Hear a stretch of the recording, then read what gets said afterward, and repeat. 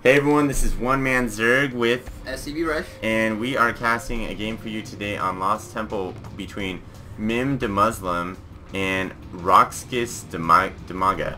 And Mim DeMuslim's the purple Terran here on the 2 o'clock position, and Roxis is the green Zerg on the 6 o'clock position.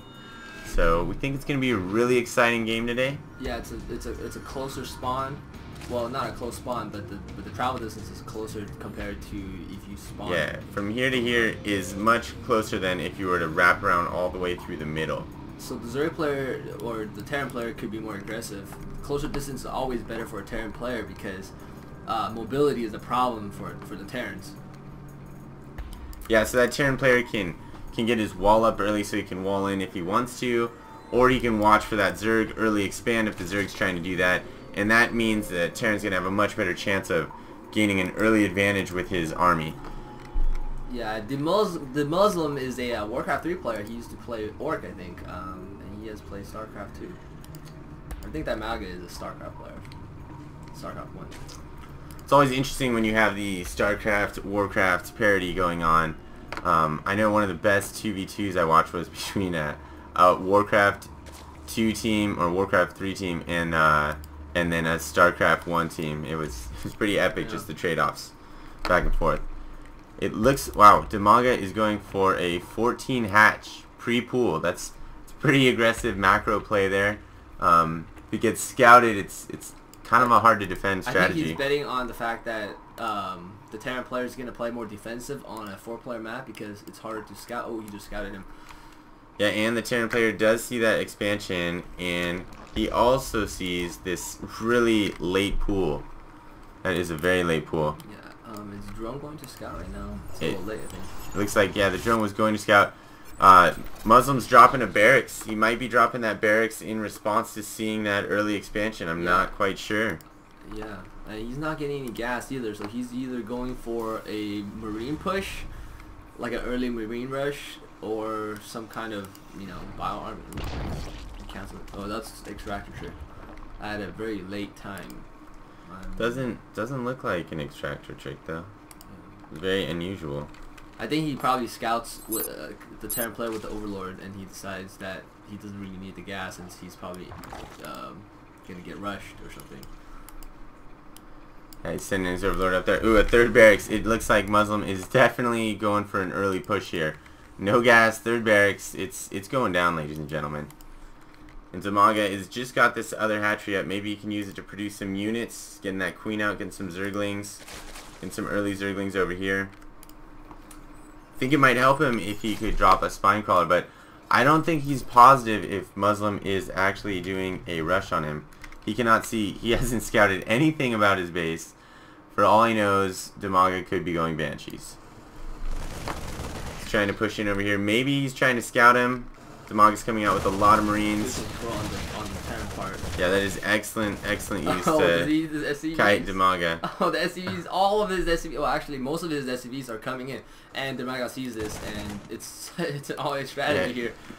And there's really not much a Zerg player can do at this point because SCV is so strong. I don't know why he's trying to confront him out there. It looks like he's got a couple queens here and some Zerglings. There might be a fight that they can put up here. Oh, you don't want to get that queen off the creep. And the SCV versus the drone battle. Watch.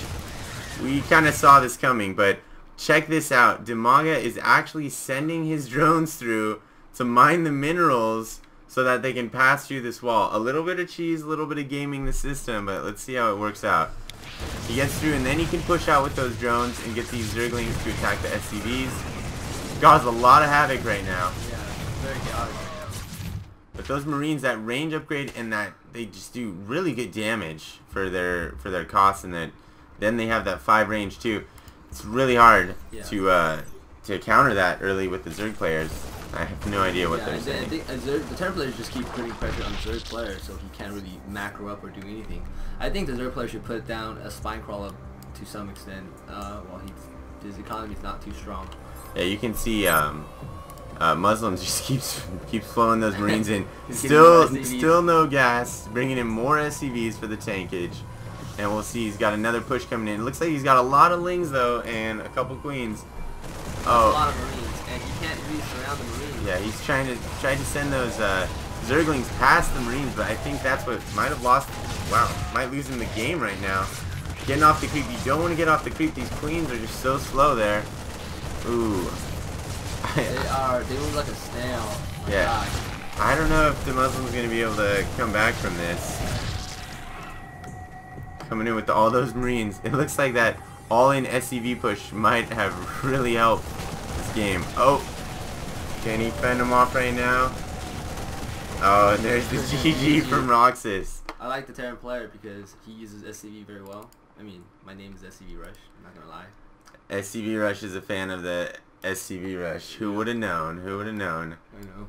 But anyways, that was a pretty exciting game. It's really exciting to see a Terran player try and counter that and really push early and hard on a Zerg player like that. It's not often you see that, but it was very effective and, you know, very intelligent once he scouted that, you know, quick hatchery that was pre-spawning pool. I think that scouting was vital for him. And then Roxas, not knowing that Muslim was going pretty much all in with a straight barracks build and almost no SCVs on his line, just fell to that, you know, that strong early push with the only Terran melee unit in there, the SCV. The SCV, exactly. So yeah, the Zerg player should have done a better scouting, and I think he could have put down a spine crawler that could have helped his defense a little bit.